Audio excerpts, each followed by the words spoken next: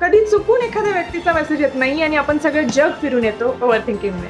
आजपासून अगदी 13 दिवसांनी मी 20 वर्षांची होणार आहे आणि आज गैरसमजाबद्दल बोलूया.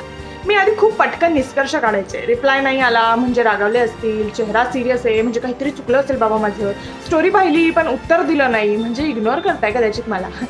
आणि गंमत म्हणजे काय माहिती का, यापैकी अर्ध्याहून जास्त गोष्टी तर खरंच जशा मला वाटत होत्या तशा नव्हत्याच. एकदा सायकॉलॉजीमध्ये वाचता वाचता मला कळालं की आपला मेंदू फॅक्टपेक्षा स्टोरीज पटकन बनवतो. आणि त्या दिवसानंतर मी एक सवय लागली, जेव्हा वाटेल ना की नक्की असंच असेल तेव्हा मी स्वतःला सांगेल ही फक्त माझी गोष्ट आहे. सायकॉलॉजी शिकता शिकता मला समजलं की आपला मेंदू फॅक्टपेक्षा ना स्टोरीज पटकन बनवतो आणि स्टोरीजकडे जास्त पटकन अट्रॅक्ट होतो. आणि त्या दिवसानंतर मी स्वतःला एक सवय लावली की जेव्हा वाटतं ना की नक्की ही गोष्ट अशीच असेल तेव्हा मी स्वतःला विचारेल की इट्स ओके, ही फक्त आपण बनवलेली गोष्ट आहे, आपल्याला रियालिटी माहिती नाही.